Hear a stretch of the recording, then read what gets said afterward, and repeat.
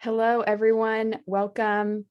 I am Audrey Kaminsky. I am the Programs and Events Manager for OVAC, and I am going to give you my little introductory spiel before we launch into the discussion tonight. And I'm going to go through it fast because you do not come here to listen to me. So if you are new to OVAC, we are a statewide nonprofit organization.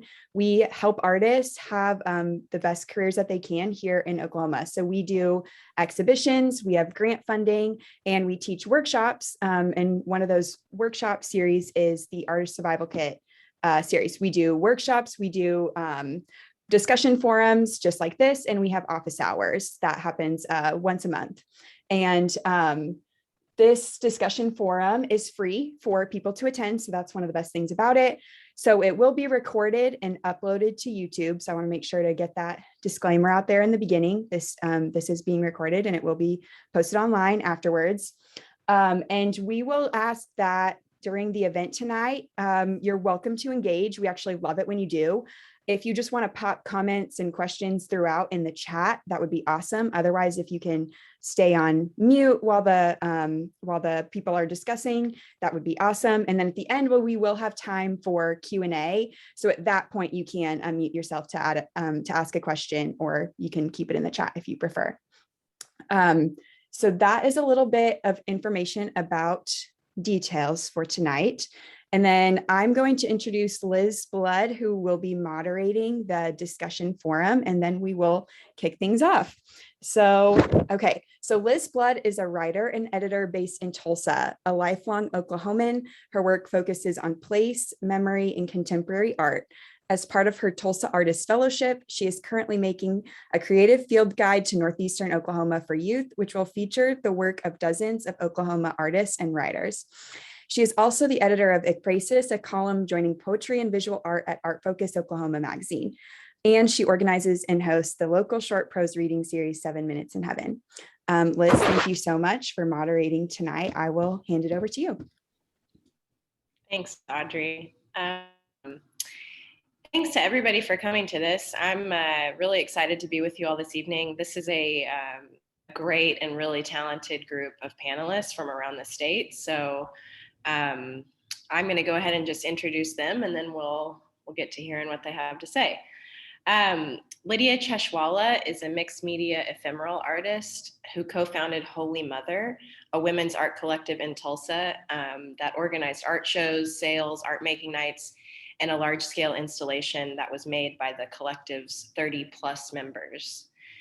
The collective Holy Mother was founded to address inequity in Tulsa, in the Tulsa art scene, and to give women a space to embrace their creativity and to experiment. Lydia is also working with me on the Creative Field Guide, which has involved organizing the involvement of 40-plus writers and artists. Yatika Fields is a studio painter and muralist who currently organizes an effort to bring Indigenous muralists to Tulsa. His project is also meant to help correct some inequity here in Tulsa, being a lack of representation of Native artists and Native art in Tulsa, which has a large Native population. And it's also meant to provide a platform for these artists to make their work public. We also have Morgan Robinson, who is a sculptor and designer in Stillwater. Morgan organizes Pecha Kucha Night, which is an evening where artists are given the opportunity to show what they're working on, talk about their practice, and also practice talking about their work, which can be a rare opportunity for artists. Pecha Kucha Night is particularly special in a community like Stillwater, where there are few arts events that aren't associated with the university. And then Jabee Williams is from OKC. He is a hip hop artist who organizes lots of things. Most recently, he has organized the With Love Project, which is an East Side Oklahoma City mural project. And they recently completed a Juneteenth mural on 23rd Street and are right now organizing a show in honor of Clara Looper. Jabee is also organizing an art show for Julius Jones Week in Oklahoma City, August 30th through September 3rd. So we are going to talk to these folks about what organizing means to them, how it looks in their practice, why they do it, any tips or advice they might have for those of you in the audience who are curious about, doing some organizing of yourselves. And panelists, I hope that you will also talk tonight about things you're organizing right now, if that's the case, So yeah, and then like Audrey said at the end, we will have time for questions, but feel free to pop some in the chat, like she said also, and as I'm moderating, I can try to weave them into our discussion. Okay, so our first question really is why you panelists decided to start organizing. And I think it kind of goes along with the second question in the little agenda, which is what the needs were that you saw in your community. You might disagree if they go together or not, but yeah, let's start with that. So what inspired you to start organizing? And I think it'll just be easiest if we go Lydia, Yatika, Morgan, and then Jabee. Cool. Yeah, I mean, I guess what inspired me to start organizing was a need that I saw in my community. I think specifically what really kind of had started it was the Trump election, and I just was like needing community. And Holy Mother really started through another organizing method called Moon Lodge, which Moon Lodge is it's like a bleeding ceremony. It's like a ritual for bleeding bodies to get together and to talk about what it means to be going through changes in tandem with, the universe and nature. And to just kind of really share in some peer support during that time as well. And then kind of from that, we were just like, it's a bunch of girls sitting together talking, and they're realizing kind of all these cool things that we do. And we're also realizing all these places where we don't see ourselves. And particularly at that time, I think kind of like the Best of Tulsa came out, and like, even on the list of who was an available option to vote for as like best artist, there were like maybe 2 women's names on the list at all. And so that really kind of kicked off this like, oh, well, there's this need, like we're not being seen. There's this need that we have to like find each other and to work together. But I would also say that what inspired me was a mentorship. Like, I don't think I would have stepped into the role of organizing had I not witnessed people doing it before me, and had I not had really good mentors and friends and elders kind of show me what that looks like. So I think, yeah, the combination of seeing needs in my community and then also like knowing that I had strong support in people who had already gone before me doing those types of things are really what inspired me. Beautiful. Thanks. Yatika? Yeah, thanks for having me on, Liz and OVAC. It's good to be on here to talk about my organizing. And yeah, I think listening to Lydia, there's a lot of similarities, and I imagine it's going to be a lot of similarities between the other panelists here and what we're all saying. A lot of it happened through, the Trump election and his time in office, and all the inequalities and things that we saw happen that were just all fucked up. And 2, the mentorship aspect of it was a really big aspect to me, and the important part to it, in that I recall growing up, individuals or organizations that I had the opportunity to be a part that really inspired me to be the artist, to be who I am, and to be the native artist that I am, and appreciate who I am as well in that. And then coming back to Oklahoma, when I say coming back, I mean, throughout my 20s and 30s, I was mostly on the East Coast, but I was always coming back for our dances and whatnot and visiting family. So I wasn't totally away, but at the same time, I was able to travel the world and do a lot of amazing, participate in amazing events and work with a lot of artists. And I saw what the power of public art can do in these communities. And coming back to Oklahoma, coming back to Tulsa, a place where I was born, I got to see it for what it was, for what it really is, how it's built itself, how it's kind of transformed itself. And in the last 5 years, I've seen it grow, I've seen it change, and I've seen a lot of additions come into place for it, just like Lydia talked about, and her programs, and what I'm doing with the Indigenous Mural Project, which was supposed to be more involved, but the pandemic happened in 2020, and it's still happening, and it's still causing delays in it, and some difficulties, but we're all having that, and we're all working through it. And it's a very important time to organize, to create platforms for artists. I was having a conversation last night with an artist, and how it's difficult to be sharing these thoughts and sharing really emotions. It's a very emotional time. And when you have spaces and places and mentorship and projects that can contain these spaces to have that, then it's just going to make wonders, for our mental health and our creative health, our well-being, and so forth. I think that's a positive structure and aspect to organizing. And it takes the community willing to have it. And I know Tulsa is willing to have that, but it takes leadership, and I feel like Tulsa is a place that has really diverse and fluctuating leadership. It comes and goes. There's a distraught politics to it. People, feel like they can't win here, and I think that can be like Oklahoma in general. But if you dedicate yourself to it and work with the individuals, I know that things can happen. And that's speaking from what I saw in my mural project. And I'm going to continue having that going, inviting more artists to come to Tulsa, Native artists to participate in that, share their culture, who they are, and in turn, give more culture, Native culture, back to Oklahoma, a place where it's from, because at the moment it's still lacking. The conversations aren't happening, and that's a direct correlation to the politics of the state and the leaderships, but also the leaderships and the leaders have to have orientation, understanding what they're discussing, and the want and drive to do that, and specifically speaking in a creative mindset.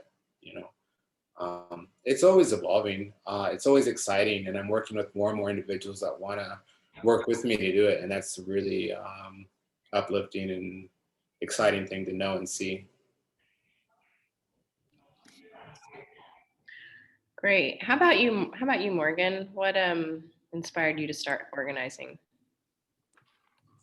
So I was really uninterested to start organizing, other than a lot of hard knocks on trying to gain exposure as a studio artist and kind of be seen, and try to get my art out there. Became this hard game as a studio island to myself, not knowing how to approach galleries. And so it started off with just my own pursuit and hardships, as kind of a first step of like, damn, this is tough, to get in front of people and showcase what I do and share what I do and get that chance.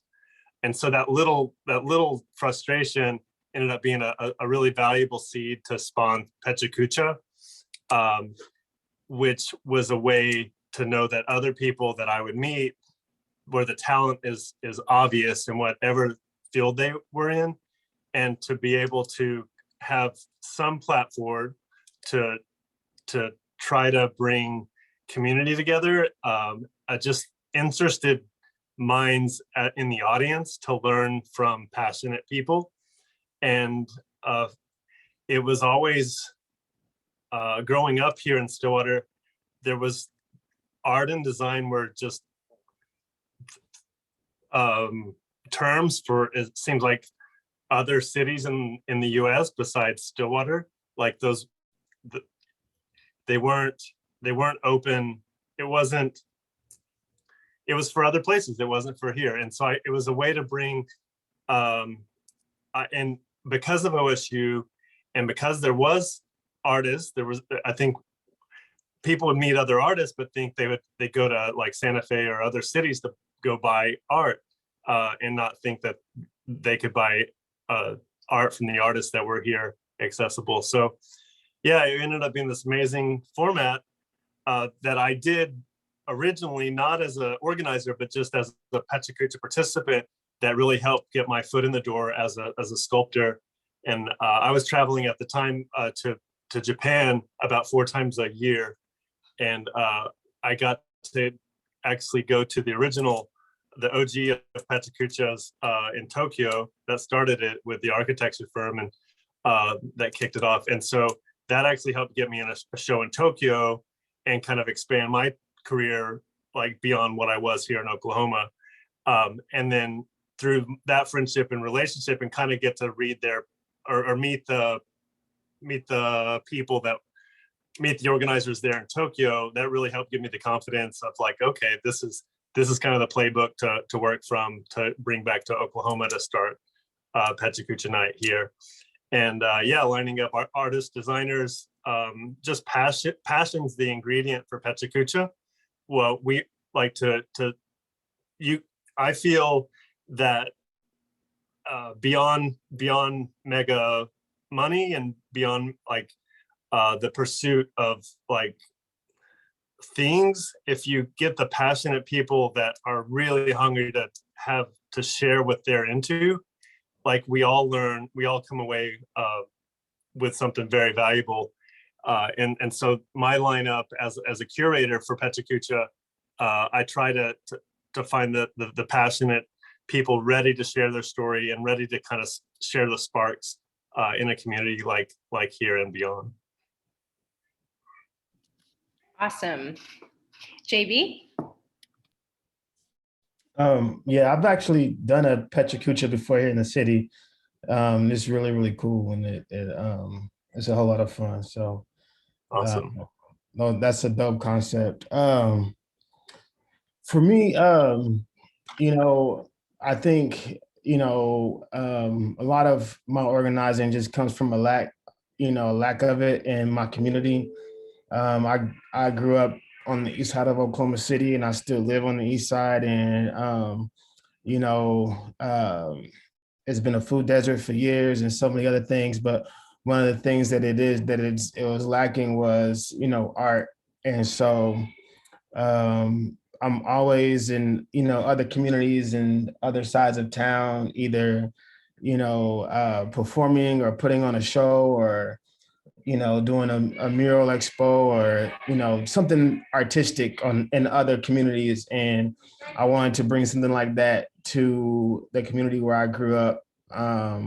And so that's why we started the With Love project. Initially, the full name was For the East Side with Love, and we shortened it to With Love. And so, what it is just a way to showcase, young, artists, artists of color, artists in the community who oftentimes, get overlooked, or who are, just don't know about, the art scene, or they're just, up and coming, or whatever the case may be. So just, and then also, brightening up the community with dope art. I think that, just art itself can really liven up a block and raise the morale in the community. And we've watched it be done in our community. Our first project, actually, like I was saying, it's a food desert. It was a food desert. And our first mural project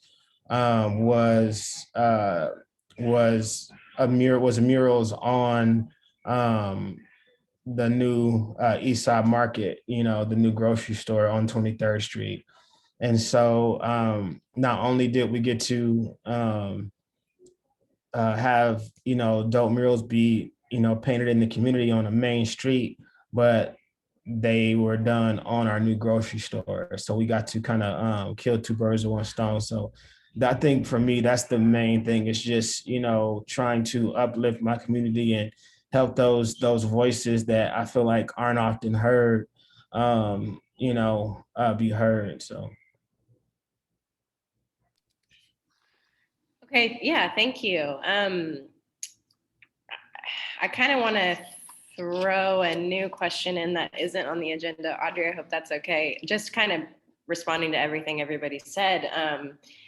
I heard a lot about wanting to have peer support or needing to be seen. I heard about mentorship and the power of public art in the community, in the communities that each of you come from.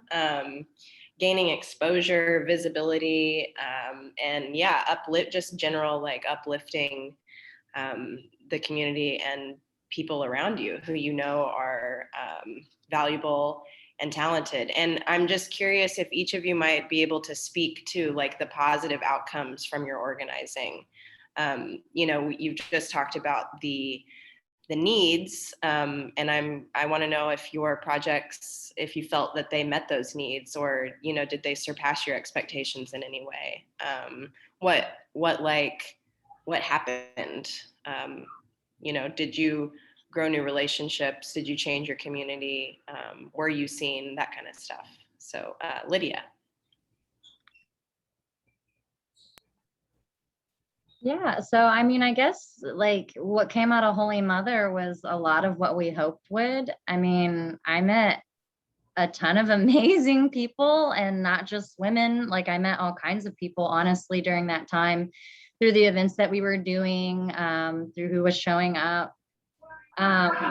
I definitely feel like we met the need of making ourselves visible. It's pretty hard to be invisible when you like are running a huge market that everybody in town comes to, and when you also are holding a large gallery installation for 6 weeks that is offering like over 20 nights of free public facing programming that focuses on self-care. So I feel like, definitely we got out of it a lot of what we wanted. We were able to create some financial platforms for our artists, even though we ourselves as an organization ran with no budget. Like we were really interested in exploring non-monetary forms of exchange, non-monetary forms of equitable exchange. So that was also, I think, something that I personally got out of it, and my co-founder got out of it, was we were able to kind of see what happens in those situations where you're experimenting with that, or where you're experimenting with decentralized leadership. Also, something that I thought was really cool that came out of Holy Mother is that a lot of other art collectives in towns started kind of as a result or from our own members. And I think that, ultimately, I think that's the goal, is that the work that we do is self-generative, that it makes more of itself, and that it doesn't all have to belong to you. It doesn't all belong to one person or to one group, but that it spreads. So I think that was also a really positive thing that came out of Holy Mother. As for what happened, I mean, I think we kind of dissolved after about 2 years, which I think at first was kind of like a little painful for me and my co-founder, Terry. But ultimately, I think it's also a really good thing because the community grew, like our group itself grew, and people were really able to see like not only what their individual needs were, but what the needs of their specific communities were, and to kind of have that like, oh, well, I was just a part of this, like I can do it too. And so I think that's really cool. Like I really like that we were able to kind of like let it change without trying to like hold on to it too tight, and let it like be what it became without trying to force it to be something that is like sustainable only in one form. So yeah, I think a lot of good came out of it. And especially like for my personal practice, everything I learned and everybody that I met, and now the community that I know and have and love and resource with and from, and the people I can point to now to be like, oh, well, this person's a really great chef, or like this person's really fantastic with children, and this person's a great designer, and this person does music on the side, and you would never know it. Like, it's just, yeah, that's all really beautiful, all really good things. Great. Yeah. And I'm glad that you mentioned that all those other collectives started afterwards, because I was here watching that happen, and it was really exciting to see. I also know Lydia from the Moon Lodges. I moved to Tulsa not too long before Trump was elected, and then I also needed community and thank God those existed. So Yatika, how about you? What has come out of your organizing?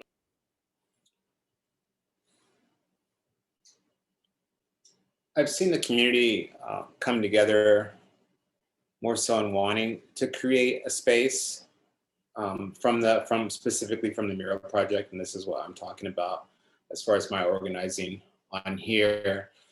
And I've seen specifically the Native community want to use the spaces that the murals exist in as a place of for events, to have community talks and so forth. It's shown me a need that there's a space that we need a physical space, even if it's just in front of a mural, you know, which in all honesty is kind of sad to me, but really beautiful. You know, it just goes to show that we need something more than a mural. You know, we need an event facility space that's equipped to be able to show and have talks, have a kitchen and so forth. You know, the only thing that Tulsa has right now is a Indian health clinic on Peoria Avenue. You know, why is that the only place that we have? You know, okay, we can't go in there and have events and talks. So the positive things that I've seen that's come from this is that there's more awareness that there's Native identity in Tulsa. More people have become aware that, hey, you know, we're more than just a seal on a flag. We're more than just names on a street. You know, we're more than just the name of what Tulsa is, you know, Muskogee Creek name. And now, you know, since the McGirt case and what's happened here in northeastern Oklahoma, you know, and the conversations that are surrounding that, people are more, I think, are being afraid by what the governor is saying, you know, about what that's doing, and it's kind of making individuals in Oklahoma apprehensive to you know, to work with Natives. And the flip side of that is that there's a lot of artistic and cultural aspects to that we can help share and create conversations to better equip Oklahoma and communities for who we really are through the arts. But we've never had that access point, you know. And again, going back to the leadership, and I think we're close to a time where that's going to be necessary. So the positive benefits from what I've seen and just only having it done in 1 year of this idea of a mural project that's going to be ongoing, and I plan to have a couple more artists by the end of this year, and it'll continue on. And it's the whole premise of this is to create an event space, is to create a space, a gallery / Native cafe here in Tulsa, coffee shop that's going to operate working with the local tribes in Oklahoma, the local nations that are doing food, you know, providing their communities with food access, cultural regeneration through food knowledge, and growing their own foods and meat processing and coffee productions, and to tap into that and then have something here in Tulsa that can really utilize that and create something that has never happened here in Oklahoma, but in other states is successful with the nations that are having that. Why can't we have that here? You know, we have the third largest Native population in the United States, and all we have is an Indian clinic, you know, in the major cities. Okay, why isn't the money being funded to these tribes? Well, there's a lot of reasons to that, but we're not going to get into that. But I've seen the positive aspects from the Mural Project, and it's just people feeling like they're being heard again, like the narrative is being right and taught right and seen. Younger Native kids can see themselves on a mural, you know, see the beauty of it and feel like they belong in a place where they do belong. But at the moment, it's hard for them to see that, you know. So I've seen the positives for sure where it wasn't before. And I hope to continue that and carry that on so more individuals besides Natives and non can feel that same effort and beauty. Thanks. Yeah, I think it's really interesting that kind of what I'm hearing you say is that your organizing has like shown you, yeah, the need for more, almost like the organizing is going to lead to more organizing. Great. Morgan, how about you? Yeah, Pechacucha ended up being kind of this bridge, a pretty cool bridge that there's this odd little unofficial divide between the campus of OSU and Stillwater kind of phenomena. And Pechacucha ended up kind of bridging or bringing down that glass wall, at least for an evening, and sharing some of the professors that hardly get off campus and sharing some of their talents and seeing them in the same town instead of the subculture of the university. And so that's been a real special part of kind of removing that fence for a little bit and creating connections between community members there for an evening. And also the Pechacucha platform, you can have a PhD or no degree and stand up there, and it levels the playing field and really just see passion for passion. And that's a real beautiful component where we live in a culture that really wants to flaunt badges and credentials, and that little special ingredient really helps us to see us as individuals and pursuing really what our little interest that we hope to pursue. It also kind of got us all out of the closet a little bit and showed that we're not alone. Like we're so involved in our own little part of what we're doing that to get us on stage and like, man, I didn't know you were just down the street or down the block and doing that. And like that, the connections that have come out of this are priceless and beautiful for the community, and have only helped the network kind of grow and cross-pollinate, which has been fantastic. Great. Yeah, I resonate with what you said about meeting people and not knowing that they were just right, down the road. Like you said, I organized a reading series here in Tulsa and did it for much the same reason, and have met amazing writers here that I didn't know were here through that. So yeah, that's definitely a great aspect to organizing. Jabee, how about you? Sorry. I think one of the things that we've seen here is just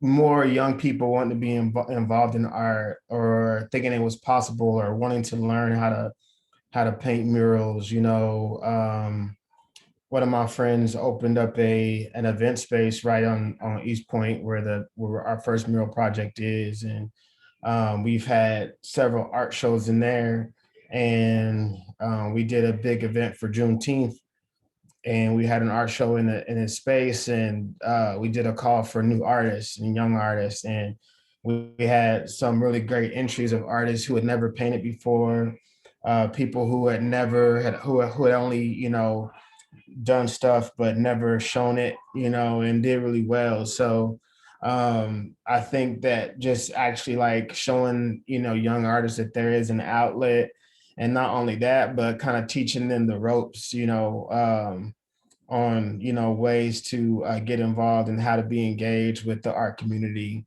has been really, really big in ways that it wasn't before over here.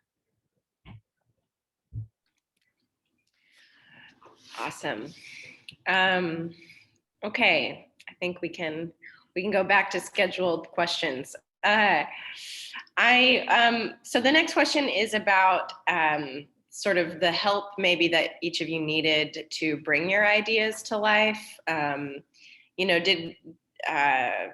Who helped you organize, if anybody? Was this like a total solo effort? How did you find other people to help you?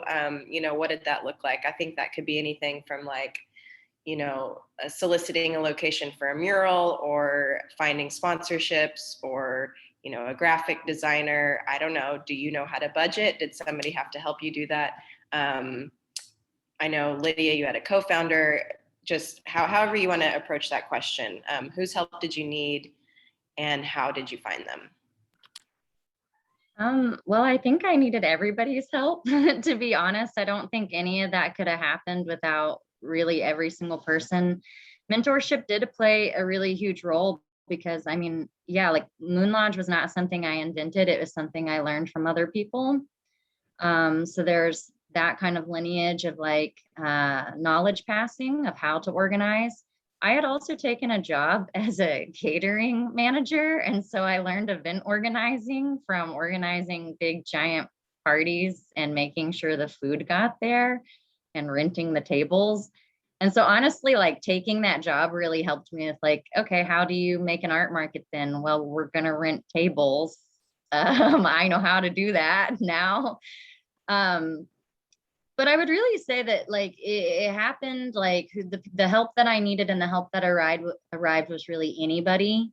It was really anybody who showed up. It was like to do the Holy Mother events. We really just kind of put out a call on a Facebook group.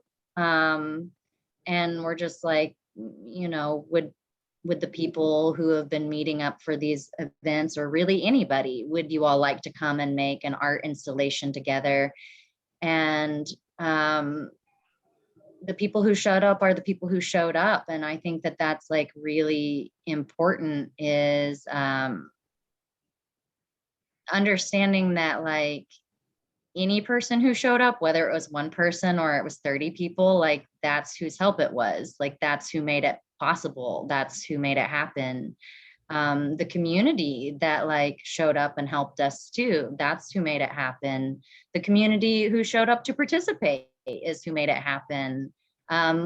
Whoever dropped the ball on the schedule at Living Arts that opened up time for us to put our show in there, that's who made it happen.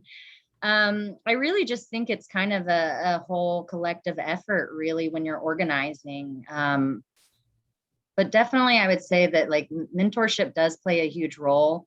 Having people who are kind of steady and will show up and that like do take on a role is really helpful.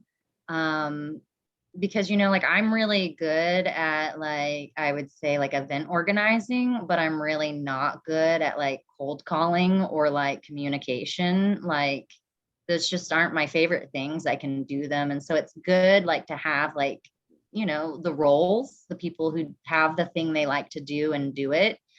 But really it's everyone. I mean, it's what could happen without everyone, I guess. That is a great question. And I hope we don't find out. But yeah, I'm hearing you say kind of the community was your collaborator in that effort. Yatika, what about you? So for the Indigenous mural project here in Tulsa, that initially came about through the Tulsa Artist Fellowship and the Community Integration Grant that I'm a part of. And currently I'm in my second year with the Community Integration Grants. This year I'm also organizing with my mother and collaborating on a project called the War Club, talking about Indigenous activism in Oklahoma from the 1970s to now, which is a whole nother conversation. But that's also aligning itself to the dynamics of the mural project. And it's continued the conversation that I'm trying to start with the mural project as well. And that the time span that I was going to do the community integration grant with the mural project last year was, you know, pretty sidelined through what we all went through. And I was only able to get a few things done last year with it. So I would say with who helped me initially was that grant initiative for giving me that opportunity and funding to pay the artist, to pay for their flight and so forth, to get them here. Because as we do discuss, you know, how we're going to organize, how we're going to bring artists in, you know, we have to pay these artists as well, because they're, you know, coming in from other areas. And and they have families and so forth. So, you know, they're doing a lot for us, for the community, and they need to be paid right, you know. And oftentimes what I've come across is that, you know, there's not enough money being offered for their work and whatnot. So that's a big component in all this, is that we have to pay the artists correctly for their time and efforts in this. And so I was really thankful for that grant and that I could do that. Now that only existed for a small amount of time, and you know, money goes quick when you're working in events and paying artists. And so, you know, you have to seek out grants and things like that that can help you hold up until, I think someone just did talk about it, like a nonprofit, until you can start like a LLC or a nonprofit that you can start having events like this on the regular, which is something that I'm discussing right now in creating, such as that space that I talked about, you know, where we can get continuous funding to pay artists to do projects like this. And who helps are the community. Other artists that strive and want to see that change as well. You know, I think it just takes a little push of momentum to get it rolling. And that's kind of what I was talking about. And the last question is that the effects of it, you know, the positive aspects of it. And from what I saw, that there was that, and people were excited about it. Things did happen in front of the space, and those individuals now are wanting to help because they also see that there is a need for it. So it takes a collective, you know, effort in any of this, and in all aspects of organizing. And it takes listening, you know, it takes everyone's voice to find a resolution and solution to make the best space possible. Because in the end, it's about sharing conversations, it's about growth, it's about bringing people up, and it's about, you know, supporting everyone in a really wholesome and healthy way. And, you know, we have to survive, so we all have to, you know, the individuals have to get paid, you know, right? And where does that come from, and how is that, you know, going to happen? And it takes a lot of work, it takes a lot of people, you know, so it's never just one person, a solo endeavor. If they are saying it's a solo endeavor, well, I think they're lying, you know, because it's a lot of work. But that's the whole point of it, you know. It's a community, and you want to bring people in because that's the whole circle that you're trying to fulfill, you know, to get to. So. Yeah, and I'm glad that you brought that up about having a grant. I want to just plug OVAC has grants that they offer quarterly that are in different categories. But you know, if any of you watching, you might go check out their website and see about that. I got a grant this year with Lydia for the creative field guide, which allowed me to pay more artists for involvement in the book. So yeah, grant funding is really important. Nicole in the chat asked about if any of you all like have your own nonprofits or how you're raising money. So I don't know if maybe Morgan and Jabee, as you talk about like whose help you needed, maybe if you could also address that would be awesome. Thanks. Yeah, Pechacucha had a lot of help to get it off the ground. It started off by kind of a big ask for money, like for kind of a local philanthropist that appreciated my art as kind of a supporter, and told him my ideas and what I'm doing, and then that $1,000 check basically funded the entire first Pechacucha, and so you had to budget like all that money and where it went, and most of that was for like the production company that brought in the speakers and the video and the seats and the tables, and like it's kind of a one-stop shop, but that was like $800. So like then we took like there's door people, and there's like just there were so many different, like there was beer, there was food, there was space, people donate their space. And so some people can donate money, but some people can, if they can't do money, they do other things that they can share and want to share. A lot of people in your community really want to have a beautiful event. And so to be able to say they were part of it and to put their logo on some of the flyers or material really helped. But one key that I had at my studio, there was I had a graphic design intern to help kick off my first Pechakucha and help with kind of that promotional material. This was like the very first Pechakucha poster. And so we had like the lineup and the information and the sponsors. And her help really made the first event, because part of the first event was just an education. No one knew what Pechakucha was, and half of the people's gone to most of these events and still can't say Pechakucha. So it's kind of a funny branding component, but like just like, what's that? That looks cool. I'm gonna go to that. And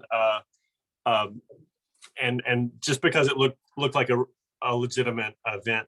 And so yeah, the graphic design help was amazing to keep going. And then once that initial event happened, they're like, damn, how do I how do I become a sponsor for your event for next time? And so it slowly grew from those 6 sponsors that kicked off it to about double that now, for a lot of people just writing from $75 to $300 kind of checks. But the $1,000 is really unusual, but that one helped kick it off. But I just some of the challenges that Pechakucha went through. I want to ask real quick, Morgan, also, if you, since now we're kind of talking a little bit about sponsors, do you acknowledge them in print, or how do you, like, how do they feel they're getting their, are they just happy to give you money, or do they, get something for it, visibility? So on the posters, they were given their logos, and then at the event, there's a kind of intermission, and at the beginning of the event and an intermission, and at the end, their logos are kind of scrolled through for the audience just to kind of see for visibility. Great, thanks. Okay, Jabee.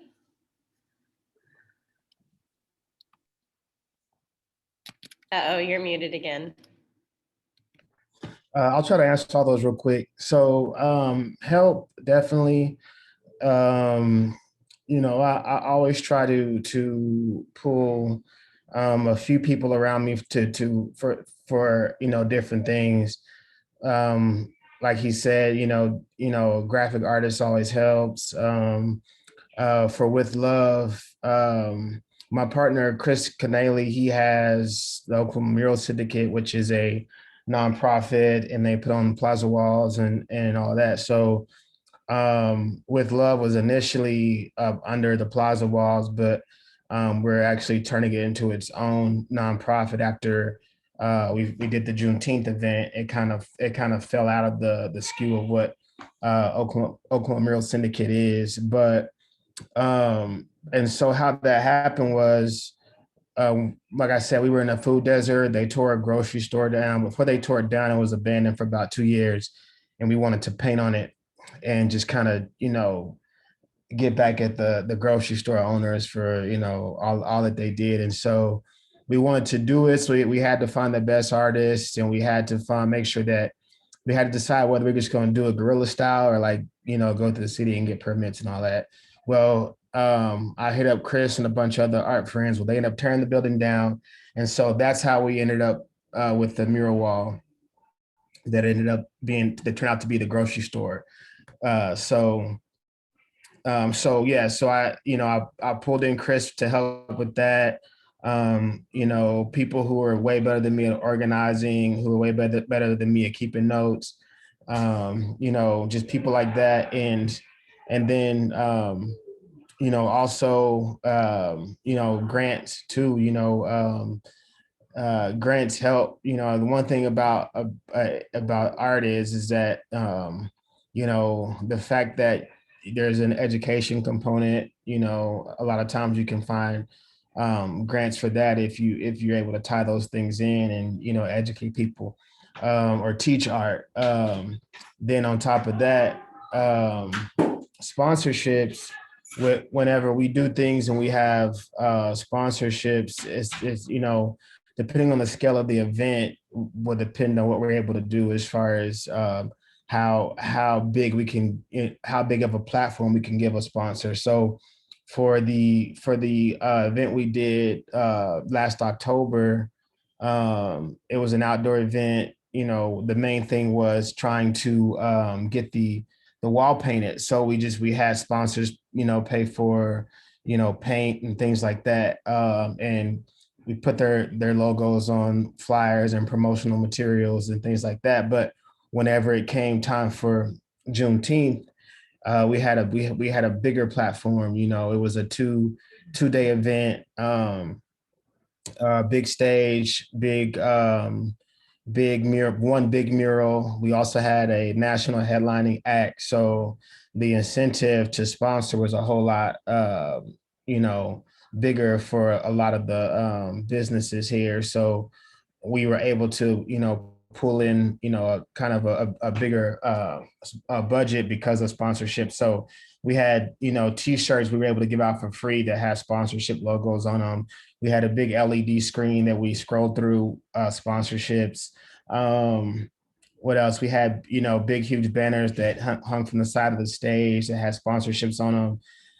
All of our social media, my Instagram is like around 25,000 verified Instagram. So, you know, if I say I'll post there, you know, something to them, then they like that. So just, you know, finding creative ways to not only get money, but also make it worth the while, you know. So they need you as much as you need them, you know. And I'm probably forgetting some cool ways that we used. You know, we incorporated our sponsors. Oh, VIP stuff for the sponsorships, swag bags.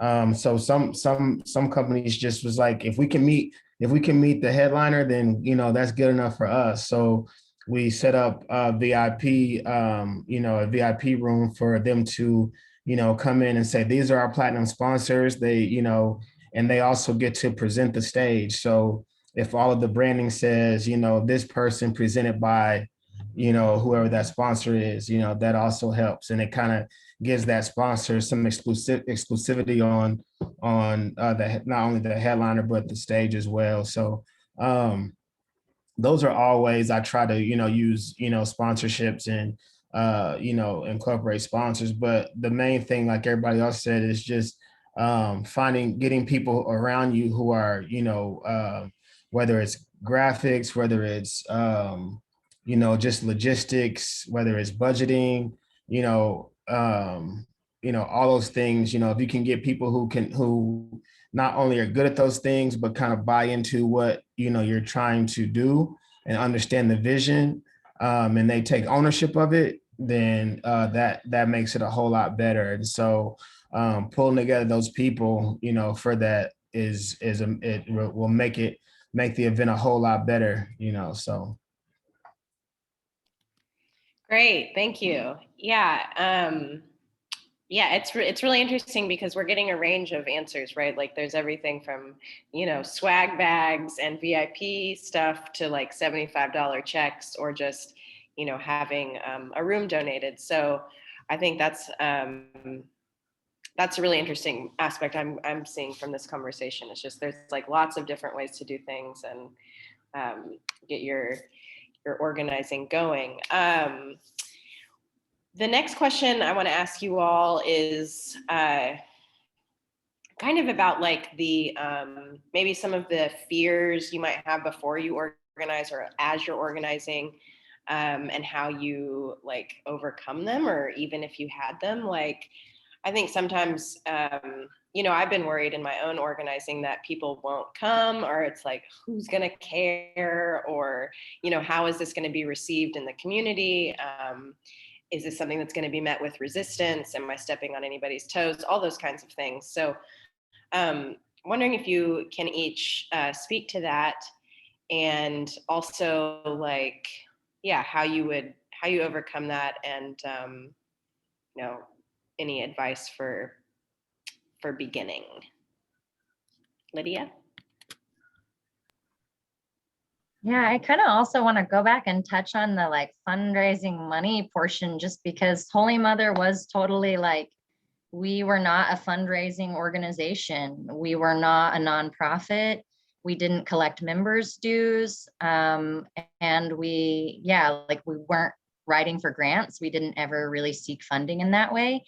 We operated totally on that non-monetary kind of framework. We worked a lot through mutual aid before people were calling mutual aid.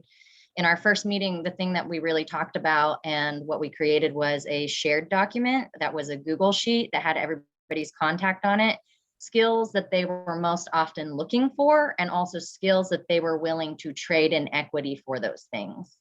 And so basically we had created a spreadsheet where you could be like, oh, I'm seeking childcare and I know how to cook a great meal, so I can trade those things. And there are people on this list who want to do that. We also had create like a, just I guess kind of like a spoken agreement of like, it was okay to say no. Like sometimes you can meet each other in equity that way. And sometimes like you do need money. And so it was totally fine for collective members to, give polite refusals. The way that we worked was we basically we just charged whenever we were having like a market, we would charge artists just for the cost to rent the table, which is like $8. And then they would basically make more than that at the event. Something that we found too was we were asking a lot of in-kind donations of space, which businesses are really happy to give when you are offering to bring people into their establishment, when you're doing something for the community, when you have a cause, and when you can speak to what that really is. And so we actually at our first market did so well inside of Chimera, downtown Tulsa. I think that we made them $3,000 over what they make in an average night. It was a first Friday as well.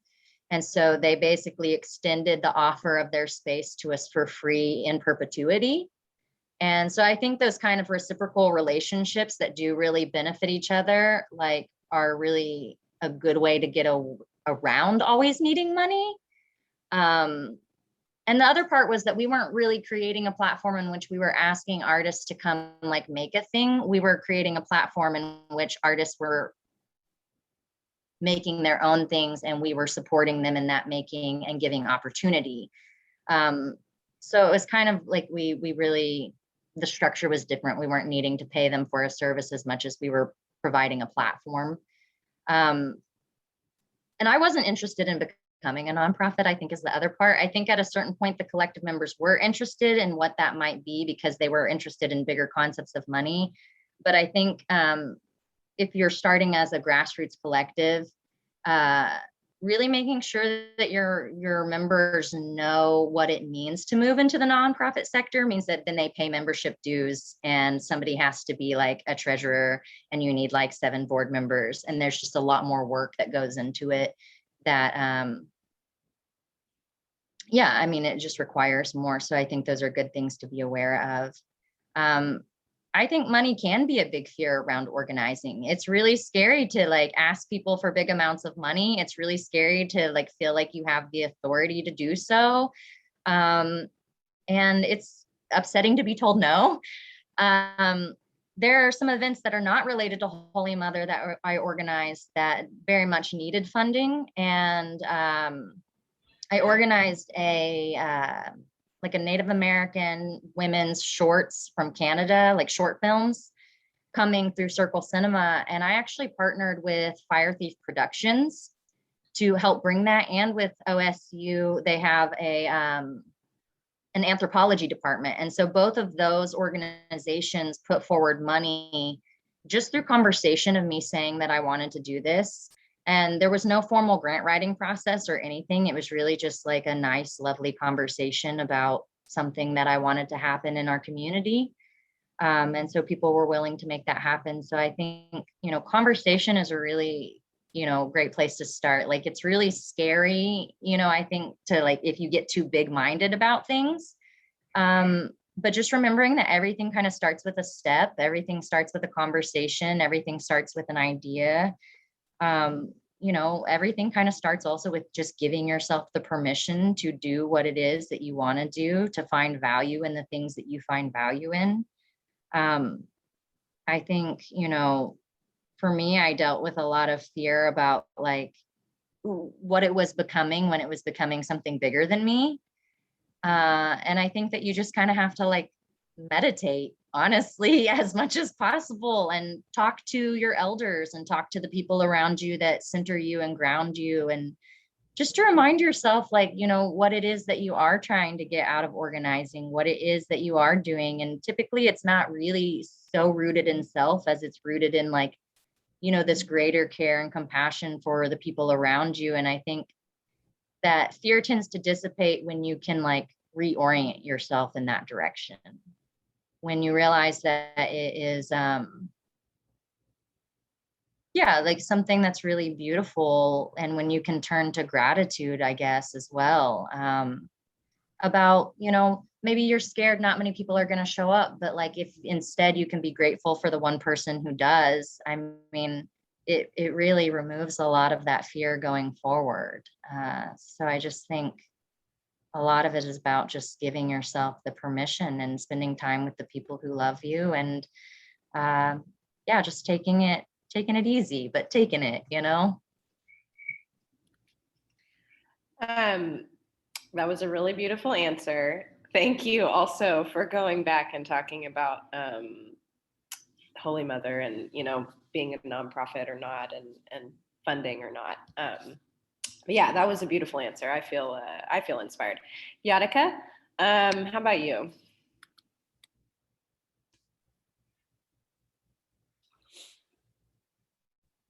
In creating these spaces that I seek for Tulsa, it's having a belief in yourself that I think that your vision is sound, and I think that echoes and resonates with also my artistic practice as a painter, and how I go about creating with textures and my application of paints. I really have confidence in it. I've been in the studio quite a bit in the last couple of weeks, last week for sure, and I've really gotten to understand what it means to every time I get in the studio, I'm understanding what it means to be a painter, what it means to hold confidence with that brush. And in doing so, I'm thinking about the projects and organizing that we're talking about now, and what it means to be a part of that organizing, to be a part of that vision that you want for a community and city that you're from. And it's a similar confidence, it's like, yeah, no, we need this. I need this, my future relatives, my future family, my future community needs this, and it's having that confidence. I think a certain point in my life and my artistic career and practice, there was a fear, and every artist and every organizer is going to have their own opinion and their own vision and their own insight to that. Every individual is going to have their own fears going into whatever it is they're going to do. So I can't talk for anyone else, or I can't say that mine is similar or different because I know it is. So I can only speak from what I know. And in saying that, I think it's that, I feel confident in this and what I think is for this, and therefore I'm going to align myself with the individuals that feel that same way, I feel like. And the only way that's going to be figured out is through conversation, and then doing the actual work. And it takes time. And the thing that I have come to notice that is difficult is that patience in it, and then seeing something that, you start with the notebook and writing, then you have conversations, then you have the meetings, and then you actually see something greater come out, which can be 2 years from that initial jumping point, right?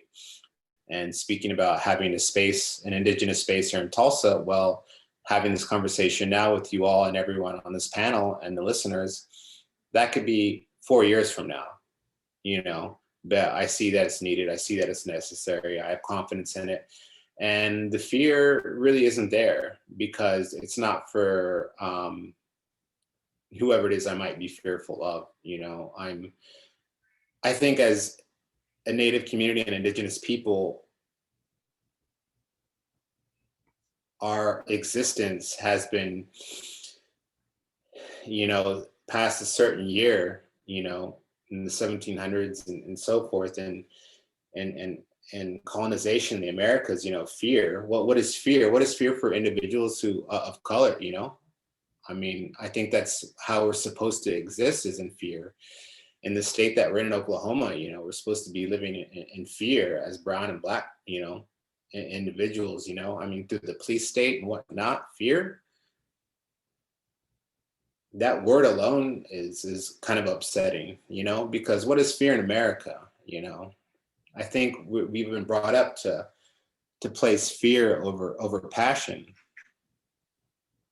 and it really deters our true strengths as human beings, because we have to exist in a community and place like this that doesn't really harbor our nurturings for what we really deserve and need, and there's no spaces to have that for us to grow and feel nurtured. So everyone who's organizing here, props to you all, because you're doing that for individuals. You're creating a space in their hearts that's needed. So fear, no, it's like you throw it out the window, go for it, because that's how we're taught, whether that's in school and the school systems and the jail systems and the states, and fear, live in fear, do this, do that, So we're talking about arts here, creative endeavors to really inspire. And that is just full on beyond anything that can be taught in schools. It's about heart, so really believe in yourself and don't think about who's going to show up or whatnot. And even what Lydia says, if it is that one person, then inspire them, just be, have gratitude, hang on to that. And so, and for advice for other organizers, kind of think about that, sit with that, think about what fear means to you and why that word exists in your vocabulary. And does your heart deserve it? Do you need it? No, you don't, especially we're in a really fragile time in the world right now. And there's a lot of fear in there. There's a lot of grievances and fear, but having spaces, having organizing, having places that we can communicate and talk are really key aspects to, I think, our existence, how we should really be performing to elevate one another and have a space to do that and heal, to help individuals, because I know for a fact that it's a really hard time for everyone for what's going on in the world. And the more spaces and places we have like this, the more collectives that can come together in a safe way, then the more that we can be able to share that and be healthier, spiritually, mentally, and creatively. So. Thank you. I will sit with that since I'm the one who wrote that question. Yeah, actually, and what you were saying too also reminds me of I met somebody one time in an airport years ago who asked me, we were talking about what I did, and I said I'm a writer, and he said, have you written a book? And I said, no, I'm kind of afraid. And he said, well, fear, he was like, that's the easiest cage to go into. So thought I'd share that. Morgan, how about you? Yeah, a couple things. So with a larger, or for an event for 100, 150 people or so, some of the challenges I came up with some of my fears. I try to help with preparation with event insurance. So that actually was some relief with some fear of dealing with that many people. And then also with alcohol as part of my ticket, like it's free alcohol basically in my events. So that many people, and I liked it, that component, because I mean, it's only an hour and a half event. And so yeah, it's not too crazy, but things have gotten broken at events. And so just that amount of people and that kind of amount of questions has its own fears. Technical problems, no shows, all your preparation, like are some of the fears of planning so hard, and then the participation is up to the others, the volunteers, to be part of at least my program. And that one's a tough one. And then with the preparation, I need 20 slides from these artists. Well, I know I used to be the guy that would wait as long as I could for the 20 slides. And now I can kind of be a better coach, I guess, to know exactly what I'm asking for when you ask artists and designers for 20 slides, telling the story for what they are, because usually they're not, we all want to present ourselves really well, and so they procrastinate for sure. So that's a challenge of its own. Then I think fear of I haven't had an event in a year because I think fear of COVID, and I know that's kind of a big thing right now, but I want to step into the vaccine required element, and so I've kind of been feeling that out, but that's real to me right now. And I felt I was kind of ready last month, but now I hit the brakes again and I'm not ready. So I'm struggling with how to re-enter programming for the next round with where we are at with COVID. Yeah, that is really real. The COVID sort of considerations that we have to make. And I remember at the beginning of the pandemic, Lydia, you were really like encouraging people to organize online, because we do have these, tools like that, like we're using right now.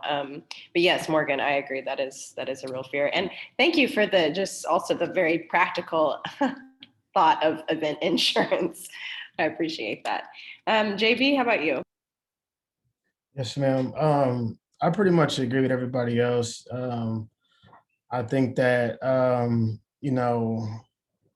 for the most part, and it sounds like everybody on this call, like the visions that we have for these events and things we're organizing, they're for the people in the community around us. And I think that that in itself, whenever you step into something and your main objective is to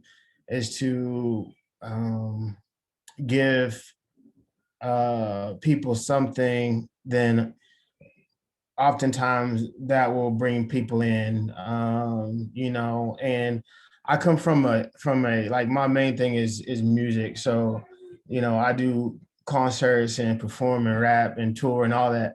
And so, I've been at shows, out of the state, out of the country, or even shows here where I'm sitting there thinking, man, I just hope one person show up. But, I remember when I first started doing music, I was in a group called, which is actually a Native American group called Culture Shock Camp. And one thing that they told me whenever I was young was, it's you give the same performance, whether it's one person or 1,000 people, you give the same amount of energy. And so I think the same is true with organizing. And I think everybody's saying the same thing, is that, even if one person shows up, like, we're going to give them the same quality of event, the same quality of art, the same, quality of programming that we would if it were 1,000 people, and so that's just the way we look at it. Any one person is still a success, that's one person that actually, cared. There are people out here who would kill to have one person show up to something they were doing. You know what I mean? And so I'm sure we've all been there before, where it was small and it was just, one person, or just your boyfriend, just your girlfriend, or just your mama who came. I still have those nights. You know what I mean? So I think, you still have to go out and give, the best and the best quality that you can. I think that, I really love what he was saying about fear earlier, because it reminded me of, like, for instance, on 23rd Street, where we started having our first events.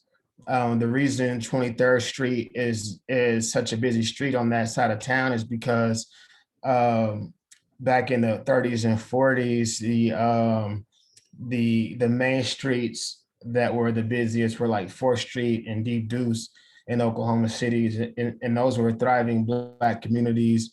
And so, whenever the first round of gentrification and then urban renewal came, it pushed those communities and those businesses further north to 23rd. And one thing I remember is, there's a man named Roscoe Dungy he started a newspaper in Oklahoma City, and people would you couldn't go past 7th Street. And what he would do is that he would send people to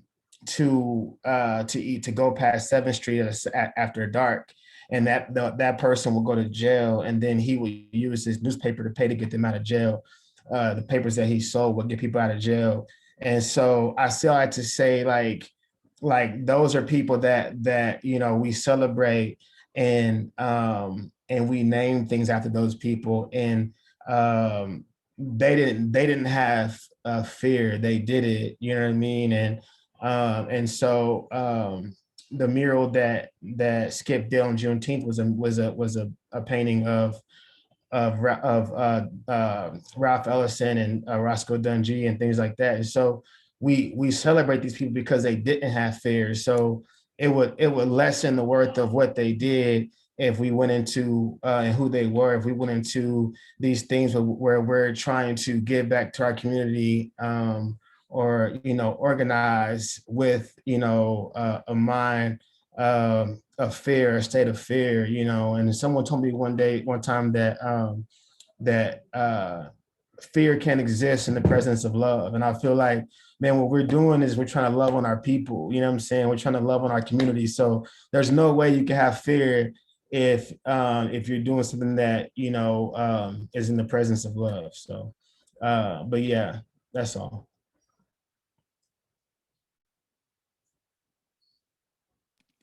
Thank you. Yeah, another beautiful answer, and just interesting tie-in for people who are not from Oklahoma City. That area, 23rd Street, like you were talking about, is also, it's being regentrified right now. So I'm part of the development that they're doing on 23rd Street, and that's one thing we're trying to do is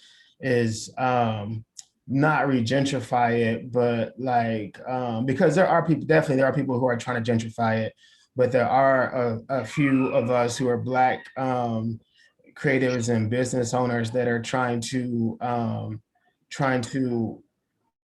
I guess, if there's going to be the idea of gentrification, then it needs to be Black businesses and things like that. And if you're going to put a business into our community, it needs to be a business that people in the community can afford to shop at. They can afford to, they need to go in and see people that look like them. You know what I mean? Things like that. So yeah, I encourage people to come down and check it out. I'm not to harp on what we're doing 23rd Street, but we just won a national ULI award for urban land development for that specific project on 23rd Street.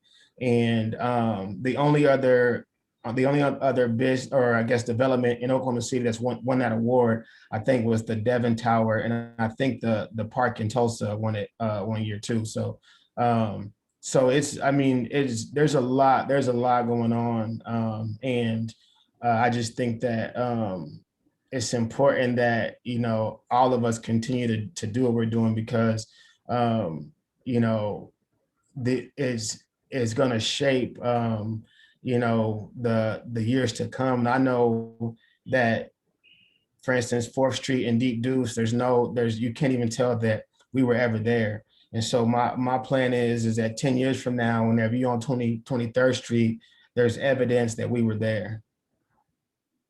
Yeah, that's amazing. Thank you.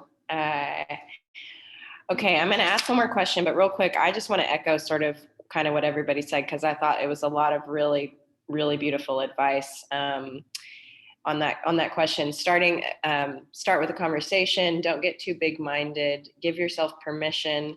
Believe in yourself and that your vision is sound. Resist the culture to place fear over passion. Know what you need to feel safe, and give your quality and energy no matter who shows up, because you're loving on your community. So thanks all of you it was just really wonderful to hear that from each of you. Okay, the last question, I'm going to ask if we kind of just give sort of brief answers, even though it's maybe going to be hard. But I'm going to ask you about your art practice, the art you make, and then how it is similar to or related to the things that you organize. Like Yatika has already talked about this a little bit. How does one inform the other? And you might throw in if you're organizing anything right now, but just kind of how your like art practice, those things can be really intertwined. Even though sometimes like the administrative tasks you might get caught up in doing, you're like, this is not okay. Like budgeting is not me painting, but yeah. Lydia? Well, I got my BFA in painting and ceramics, but I would say over the last several years, I've really moved away from even making tangible art objects as like a practice. I mean, I still make those things for like me, and to like show off occasionally, but really, I would say that my practice became more about relationship. And so I kind of stopped necessarily needing always an object to be present. I mean, sometimes an object is a great facilitator. But so I would say that really like my organizing and my art practice kind of became the same thing. And sometimes maybe it doesn't look like that, because like right now, what I'm doing is like researching prairie in another state and working on this field guide. But I still really consider both of those things to be about relationship and about community, and about interacting with the world at large, I guess, and about representing my culture and about representing the things that matter to me and learning about them. So I would say that they're kind of the same thing at this point. Great. Yatika?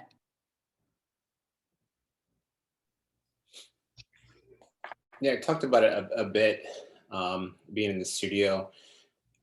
The evolution of my organizing, and even now it sounds weird, to say I'm an organizer, but in thinking of that, I utilize my network that I've gotten to know through my visual arts practice and studio painting, and my public art practice as well, and the individuals that I've known and gotten to know through that, and the know-hows and all the dynamics that it takes to do that, and transition that into how I organize, I guess, these platforms and projects to help create this new narrative for Tulsa, and this development of storytelling here.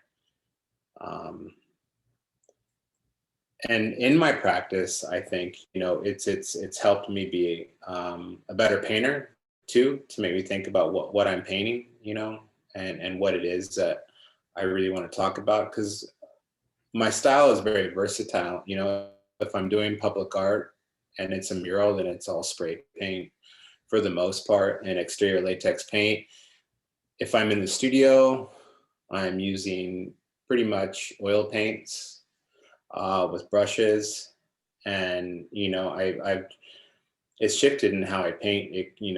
10 years ago would have been really heavily abstracted, and maybe some forms of realism in there. And now I'm really thinking about the concept of the layers, and the relationships to one another, and the stories in that, just like the stories that we are, how we exist in Tulsa, what are the layers there, but they're more metaphorical, I feel like, through color and composition and some imagery. So they really work with one another. I've always kind of been an artist that kind of compartmentalizes different things, and I do this over here, and that's more of my like administrative work for my art practice. And then if I'm doing public art, then that's public art, and it's specifically one type of paint. And if I'm in my studio, then it's that type of thing. And I keep it all separate, and I have my own ways of navigating them all. And at this moment, they're kind of starting to all merge. Whereas I was really hesitant to have that happen, just because I was content with how it was going. But at this moment, I'm starting to see the benefits of it all kind of blend together, and figuring how that dynamic is. But it's just utilizing it all, and the knowledge that I've gained through it all, and in my life as a painter, to help dictate what organizing means for me, so it's evolving constantly with it. Great. Morgan? Yeah.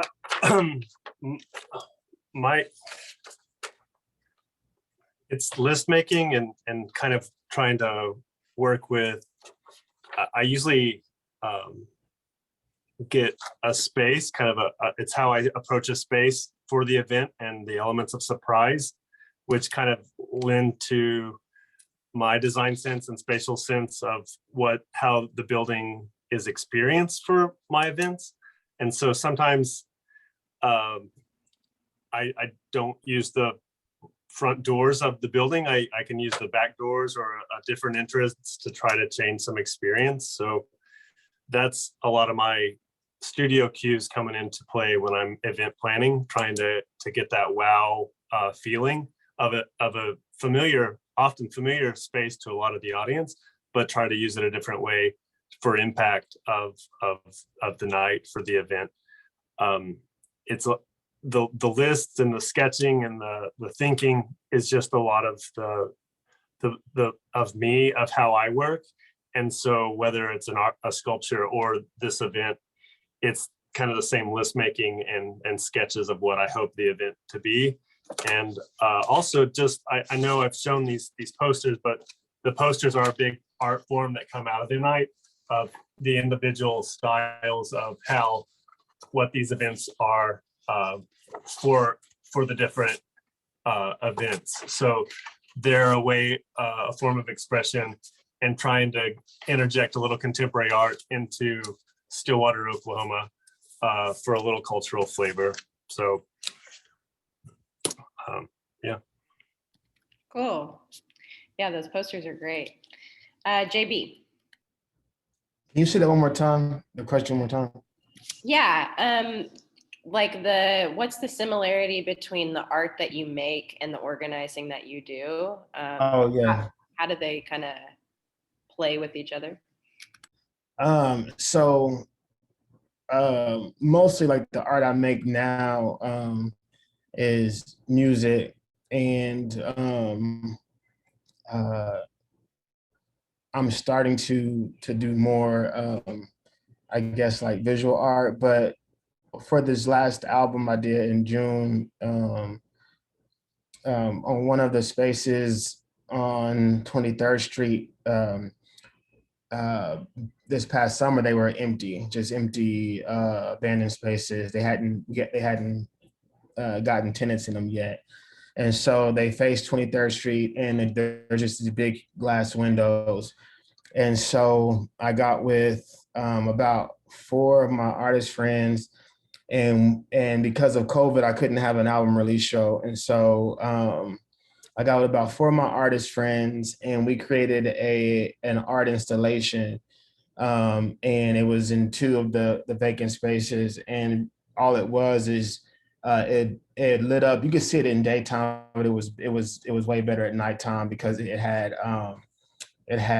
you know, lights, and it had projection, and you know, things hanging from this. It was just a big art installation, and it was only viewable through the window, so you couldn't go in and see it, but you know, you could park your car, get out and look, you know, and you could see it as you drove by. And so you know, just things like that, you know, trying to pull, you know, not just, I get not just my art, but you know, other artists as well, in together. Um, I guess that's probably, you know, one way, you know, and of course, you know, there's always like album artwork and things like that. For the cover of this album, I got an artist from Brazil. His name is Nazario, and he made a heart collage. And I just sent him a bunch of pictures of me, you know, when I was a kid and growing up. I sent him pictures of, you know, Julius Jones, Clara Luper, just people who are not just important to me, but important to Oklahoma as well. And he made this really cool, you know, art collage. And my album is about all of those things. So I always try to tie it together that way. But yeah, I don't know. I don't know if I answered your question, but Yeah, that was a great answer. Definitely. Okay. We have a little bit of time for some questions from the audience. I want to thank all the panelists real quick, just for being so thoughtful and, you know, open about your work and your organizing. But yeah, I don't know the best way to do this. I guess maybe if you've got a question, just unmute yourself and ask.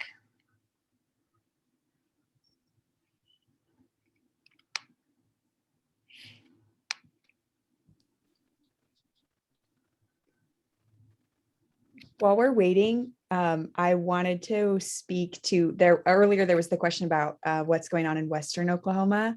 And I don't know that I have a lot to contribute to that either, but one of my goals in putting this together was that everyone on the call would feel inspired to go out and organize their own things and start things. So if you want something to happen in Western Oklahoma, I hope that you will try to make it happen. That's what I will say to that. Yeah, great. I think that question maybe came from Larry. So we've got a question in the chat over here from Malcolm. Romy says, yes, Larry, do that. Okay, so we have a question from Malcolm who says, what's a lesson learned of what didn't work when organizing a project or event? Who would like to take that one?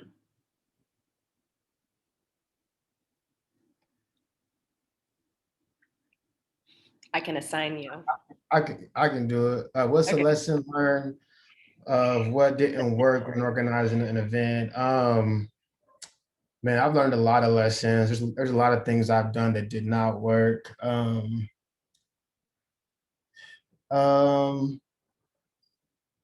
Probably, you know, for me, like trying to do things that that are, I guess, like, I don't know if it's trendy or like what everybody's doing right now at the time, you know what I mean? As opposed to just doing me, you know, especially event wise. Like there was a time where everything 80s was cool. You know, there were all these hip hop groups that were kind of like you know, had throwback styles to the 80s. You know, so I'm gonna do a big 80s event. It's gonna be called 80s Baby, and you know, and it was only because that's what was popular, you know, and so I did it, and I we had all these, different things for it, graffiti, everything. And it didn't go, as well as it could have. And what I should just did was a graffiti event. You know what I mean? Instead of doing a graffiti event and then adding this silly, what do you call it? Gimmick. Yeah, adding this silly gimmick to it because that's what was popular at the time. So a lot of times, I've learned that the best thing to do is to do do what you're good at, let it be organic, and don't try to especially for artists, because that's part of art is not seeing something and then copying it, you know what I'm saying, or seeing something and doing the same exact thing somebody else did because this was cool, so had I just did what I did, did what I should have did, which is did a graffiti event and left it alone, but I added all these silly things to it, trying to cater to this scene that didn't even exist in Oklahoma City. You know what I mean? So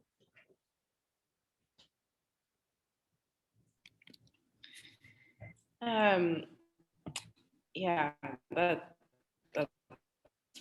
funny. That's a great lesson learned. Romi's got a question. Have any of you been met with hostility in your organizing practice, and how did you handle it?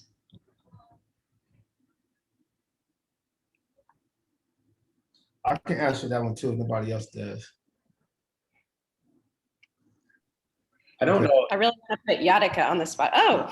Yeah, I think Jabee probably might have a better one for some reason. I don't know, but you both can do it.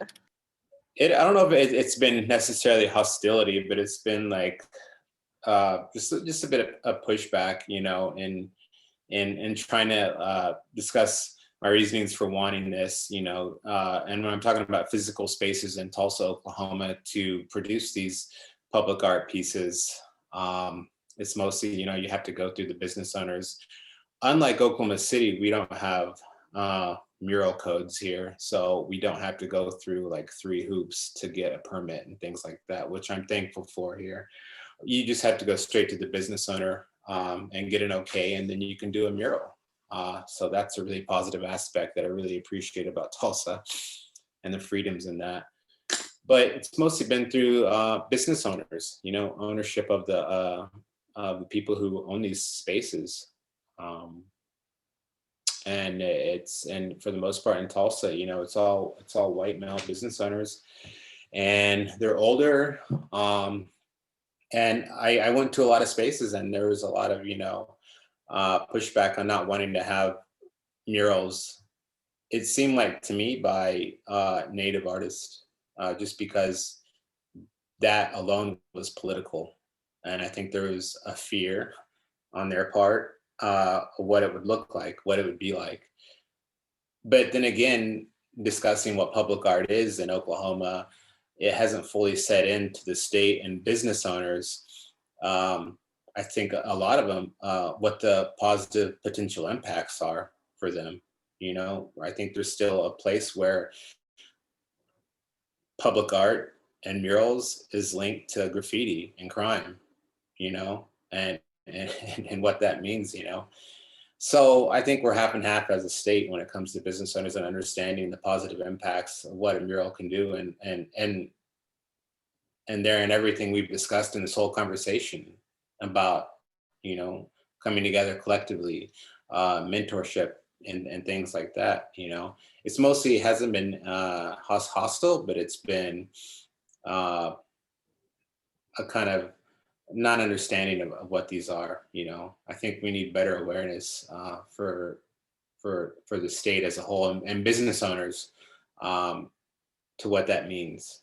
And then also, once we do create these murals, have something in place with the owners, to discuss what that means for it to stay up, and to talk to the artist when they do want to take it down, so there isn't that problem when they do paint it over or whatever, and then the artist isn't reached out to, and then it causes rifts, you know, in communities and things like that.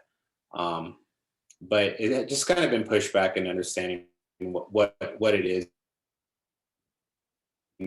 what it can do for the community and so forth. So not really hostility, but just kind of a non-understanding and pushbacks to that. And then there has been some people who have been really willing and helpful to bring that conversation in, which is really cool too. So I think that would be the closest to that question, to talking about that. But as far as people coming by and seeing it happen, no negative feedback, no hostility, just really positive feedback from community. Great. Jabee, you want to take it too? Yeah, I mean, he kind of, it's kind of the same. You know, whenever we first started our project, we thought that we would have resistance from the community, just, you know, because it was something new, and a lot of the business owners and property owners are older Black people, you know, and so we thought as soon as we said we want to spray paint their buildings, and they would have some pushback, but you know, they were pretty much like, it's about time, you know what I mean? One of the main ladies who's been helping with the murals is a lady named Rosetta Funches, and she's been in the community for about 50 or 60 years, you know, and so so we didn't get pushback where I thought we did. It's kind of you know, along the lines of what he was saying, is that in order for us to do a mural, we have to go through all these steps, you know. And the crazy thing is we have an arts commission that, you know, you have to go to, and I'm on the arts commission, and and then I have to, if it's something that I'm involved in, I have to recuse myself, so I don't get to vote for it, but or approve it, I guess. But you know, we see one of the I guess the main pushback we had was whenever we did first start with the With Love project for the East Side. Like I said, you know, it was to highlight you know, Black artists and artists of color. And you know, we had an issue where, you know, whenever we were presenting the murals, they were like, well, define artists of color. You know what I'm saying? I'm like, well, shoot, in this case, they Black. You know what I'm saying? Why they gotta all be Black? Because that's what they gonna be. You know, that's the community that we're painting in. It's a Black community. You know what I mean? And then whenever it came time for Juneteenth, it was kind of the same thing. It's like, well, you should have a more diverse lineup. And it's like, no, Juneteenth isn't diverse. Juneteenth is Black. You know what I'm saying? So you know, that's the only pushback. And I think, you know, I don't even see that as like any, you know, real pushback or resistance. That's just, you know, probably more of an education thing than anything else. But where I thought we would have pushback, you know, and the only pushback that would have mattered to me would have been from the community, you know, and the community has been embracing it. So. Thank you. Are there any other questions? Oh, Audrey asked what event or group or organized activity is on your wish list to see happen in Oklahoma? Do any of you panelists have something, you know, maybe you're not going to organize it, but you'd sure love for somebody else to organize it? I put wage in the chat, working artists in the greater economy. Something that I was really started pushing for prior to the pandemic, and also, you know, much to people's chagrin through the pandemic, is Oklahoma's pay rates for their artists institutionally aren't very great. And I would like to see more artist unionization, or like at least more like a greater knowledge base of what like the greater arts economy looks like inside of Oklahoma, led by the artists, so that we have more power, also more organization and more literacy around contract and service agreement writing. I think all of that I would love to see. I would love to see a breakdown of Oklahoma's pay rates across the state, I would love to see like good contract language exampled by some of our organizations. I would love for there to be workshops organized that like give people more of that kind of like business side literacy, because we are in very uneven power dynamics when we're dealing with institutions as individual artists. And I just think that a lot of people get really screwed over. And I think that especially if you're coming from any type of marginalized group, then there's even less recourse for you to like address it. So yeah, I would love to see that kind of organizing come to Oklahoma. And I would love to see it be welcomed, I think is the other thing, because yeah, it's really not. I feel like there's a lot of institutional fear that to even like breach those subjects is somehow anti-institutional. And I just think that's really narrow and short-sighted. I think ultimately when we're talking about like getting our artists livable wages, like we're talking about bringing the community up. I mean, that's, yeah, I'm interested in that. Anybody else? I think she said that was, I think she was spot on. Yeah, I agree.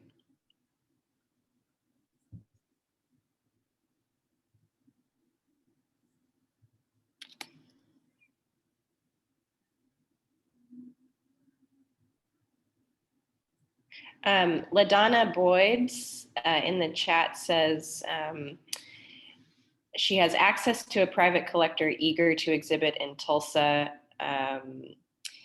and she's currently focusing on Black-centric work, including several new acquisitions of Kehinde Wiley. She's interested in ideas of space.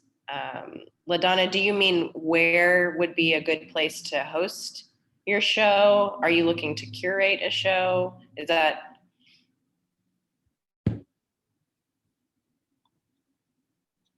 Okay, yeah. So the question is kind of about like where in Tulsa might be a good space for organizing a Black-centric art show. I don't know. I haven't been to Greenwood Rising. I don't think I'm not sure if it's open yet. So I'm not familiar with that space. Yeah, Dominique said Black Moon Art Collective just obtained a space downtown. I know that Lydia, you've used the back of Chimera before. I don't know how great of a space that was for an art show. I think that it's been a fine space for an art show. I don't think that I would put Kehinde Wiley's in the back of Chimera just for like insurance purposes. Yeah, I forgot. Yes, definitely.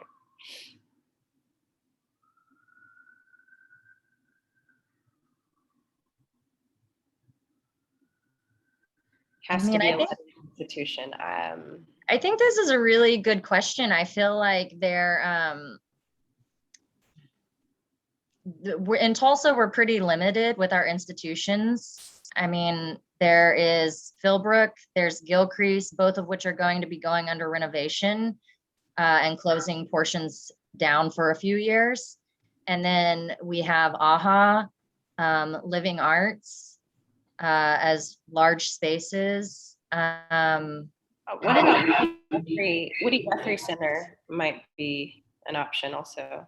I don't know how built out it is for this kind of exhibition though, because they're pretty like they have stationary, like didactic exhibition area, like they're more of a performance space. What about I don't know. I don't think it's even open yet or finished, but OK Pop. Would that OK Pop might be a place, and Colby Webster is involved in well, I can't exactly remember his position, but I feel like he's pretty deep in and would be a good contact. Yeah, he's involved with bringing art, I think, to there. Like he did an entire graffiti mural thing outside of the front of it. Yeah, OK Pop is a good idea.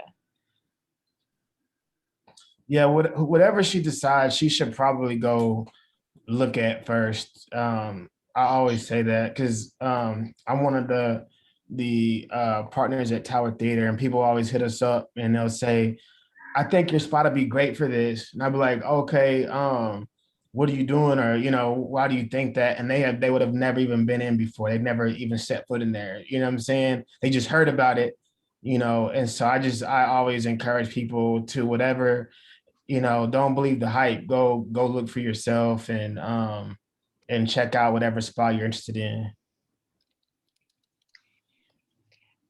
Great. Are there any other questions?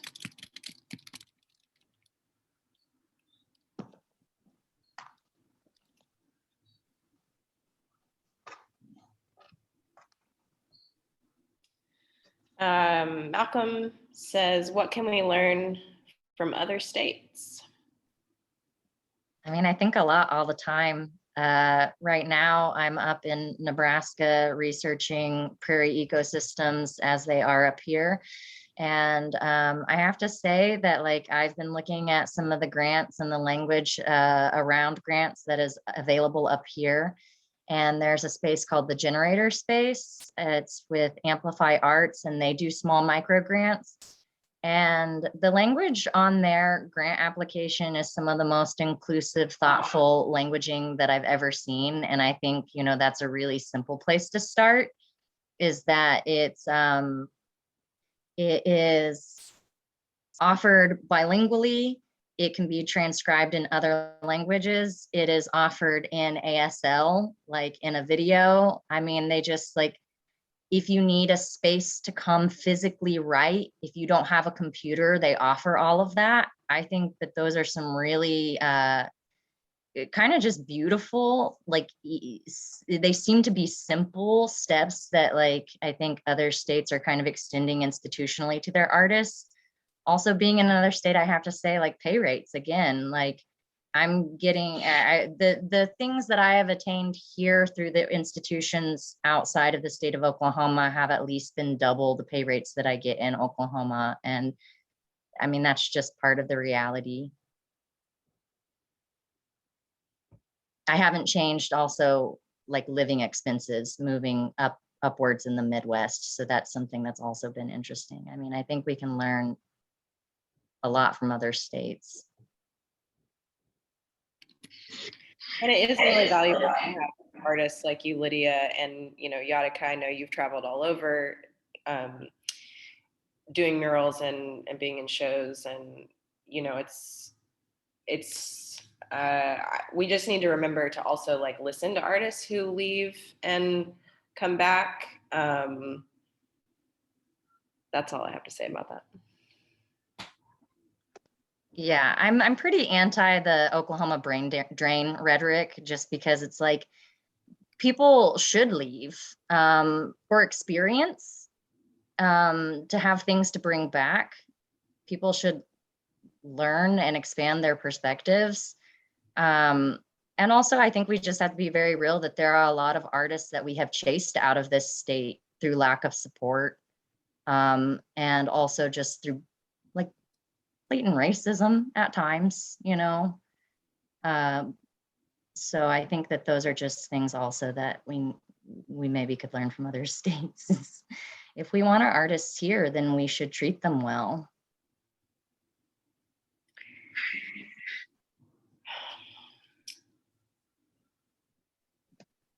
Okay, Audrey, you want me to turn it over to you? I think we're kind of at the end of, or near the end. You got Yeah, sure. Well, I just want to say thank you so much. Thank you, Liz. Thank you, everyone. Thank you to all the panelists. Thank you to everyone who kind of took time out of their evening to gather tonight. I know I got a lot out of this discussion. I hope everyone else did too. I did put a message in the chat, my obligatory OVAC spiel. You can find the links to all the things on our website. Also the agenda that was sent out before this meeting. I'm going to just send that out again one more time tomorrow, because it has all the handy links to all the things going on. And then it also has a survey to, kind of, it's not not super long, but just a few questions about your experience tonight that helps us to plan future Ask events, future forums that are like really relevant to what you want to hear about. If you really loved this topic and you want like a part 2 with even more amazing people who are also doing amazing things like in Oklahoma, we can do that if you let us know how much you enjoyed it. So do all that. I believe that's everything I had to say. Hopefully, unless anyone can think if I missed anything else. But yeah, again, just thank you everyone so much. And we will get this uploaded to YouTube tomorrow. So then you'll be, if you really enjoyed it, you can share it with somebody who you think might benefit from the discussion as well. Thank you, OVAC. Thank you for all you guys do for artists in Oklahoma and people who are interested in the arts. Well, because the artists are here, that's how we can be here. So it really just, it all comes down to, because you guys are here, that's what fuels the whole thing. So, okay, if that's it, then I think we can go ahead and wrap up. And I am so excited to see everything that everyone organizes. If you organize something, you should tell us about it so that we can help promote you and share it, because it would be really cool to see if somebody really takes this to heart and makes something happen because of this call. So, okay, well, have a great rest of your evening, everyone. I will go ahead and let you go. Bye. Bye. Thank you. Thank you.